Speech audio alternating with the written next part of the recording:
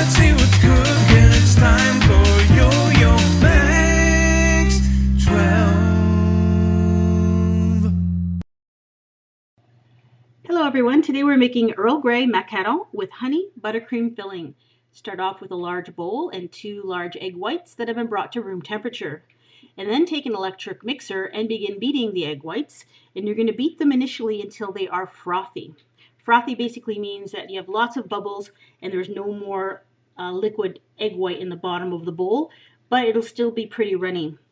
I found this recipe on a website, and what I'll do is I'll put it in the description box so you can take a look at it. Also in the description box will be a video of how to make macaron, and it gives some excellent instructions on how to do these right, and I found it very useful. So I'll put that in the description box as well. So there, the egg whites are frothy, and then you're going to begin to add some sugar. You're going to add 5 tablespoons of white granulated sugar, and you're going to add it a little at a time, about a tablespoon or so at a time, and you're going to beat between each addition so that all the sugar is dissolved. And then you're going to continue to beat the egg whites with your electric mixer on high until it becomes very thick, very glossy, and you get stiff peaks when you pull the beaters out of the mixture. And this part is very important, and it takes a few minutes, so you'll need a little bit of patience, but this is not something you want to skip over. You want to make sure you do this part right, because you need to beat enough air into those egg whites so that you have successful macaron.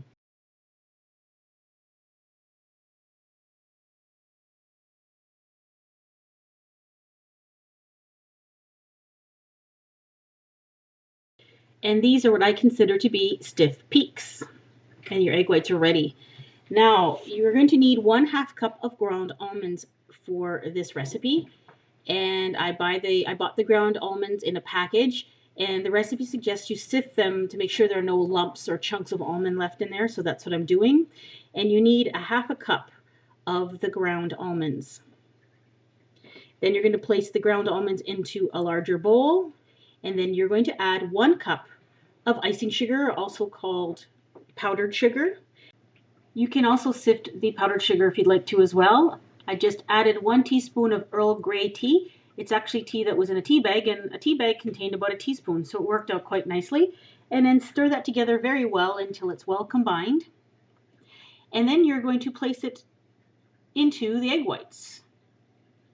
And then now begins a process that they call the macaronage, which basically is combining the dry ingredients with the egg whites. And this is probably the most difficult part because it takes a little bit of experience to know when to stop mixing these up. So to start off, you're going to start off slowly by folding the dry ingredients into the egg whites. And then basically you're going to continue to do this. And the point is that you're going to try to remove some of the air that you put into your egg whites, but you don't want to remove too much of the air. You want it just at the right consistency, so when you put it on a cookie sheet, you get your lovely little macaron.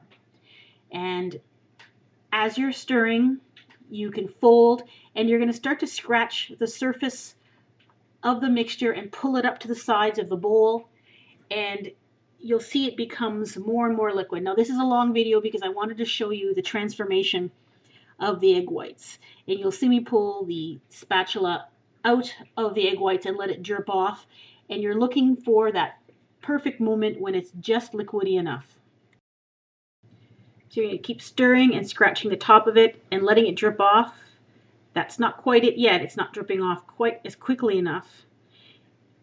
And just keep testing as you go, just to see when you're going to reach that point. And I'm just pulling it up the side of the bowl just to try to force some of that air out of the mixture. And continuing to check to see if it is dripping off quickly enough. Now this started to look promising. It is dripping quite quickly. So what you can do is take a plate and a little bit in a teaspoon, and then just check on a plate to see if you put a little bit on there and give the plate a little shake, if it spreads. And it's actually making a macaron shape if you can see it. So I decided that this is probably good enough. So now comes the piping of the macaron.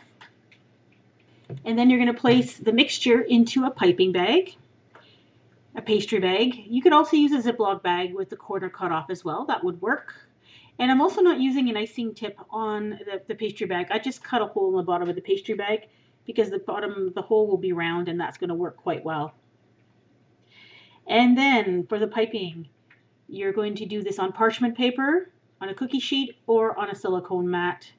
And you're just going to try to pipe uniformly sized macaron shapes, like little puddles. And some recipes suggest you can draw circles on your parchment paper and so that you have all uniform sizes, but I just kind of eyeballed it. And then once you're done piping all the macaron, you're going to take the cookie sheet and tap it quite firmly several times on the edge of the countertop. And that's going to flatten them out a bit, and it's going to remove any of the little peaks that are that's sticking out on the top. And you're going to place them somewhere that's not humid to dry for about 30 minutes. And you'll know they're ready when you touch them with your fingertip and nothing comes off on your finger. That's how you know they're dry enough. Mine took about 15 minutes to dry. Then place them in a 300-degree Fahrenheit oven for 12 to 13 minutes, keeping an eye on them to make sure that the tops don't brown. And when you touch them and they don't wiggle around, you'll know that they're ready. Now, while you're baking the macaron, you can make the filling. In a medium saucepan, you're going to place 1/4 cup of granulated sugar and 2 egg yolks. Now, I'm doing this over the stove, but the heat isn't on at this point. I'm just stirring it on the stove. We're going to turn the heat on later. And whisk that together until it becomes very light colored and most of the granulated sugar has dissolved. And this takes a few minutes, but you'll see what the end result is in a moment. See how the color changed? Now to this, add 3 1/2 tablespoons of milk.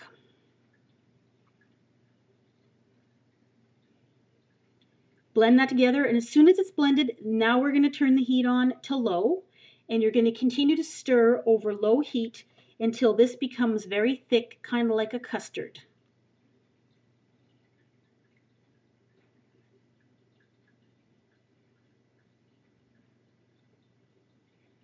And once you get the right thickness, take it off the stove, transfer it into another bowl. And the recipe calls for whisking it until it comes to room temperature. So I whisked it around just to get rid of most of the heat. That didn't take long. Actually, it cools down fairly quickly because there's not a lot in the bowl. And then in a separate bowl, place 7 tablespoons of butter that's at room temperature and stir the butter around until you get something that looks a little bit like mayonnaise, the same kind of consistency. Add it to your sugar and milk and egg yolk mixture. Stir it around until well combined, and then you're going to add 3 tablespoons of honey. Stir the honey in there, and then simply put this in the refrigerator. Let it refrigerate for about 30 minutes or so until it's firm. There are the completed macarons. I placed them on a cooling rack after I finished baking them to let them cool completely. And I was absolutely thrilled about the way they turned out because that's what they're supposed to look like. They're supposed to have that little frill along the base that they actually call those feet. And in French, they call it collerette. Then you're placing the filling in a piping bag, pipe a little bit of the filling, and then place another macaron over top. And there is a completed macaron. This is an excellent recipe. The Earl Grey tea flavor is very subtle but very noticeable. And if you've never had a macaron before, it's like a meringue cookie with a crisp little outer shell and a chewy center. It's fantastic, and especially with this honey buttercream filling, these are really extraordinary. I was very happy with the way they turned out, and it wasn't as hard as I thought it would be. So give them a try.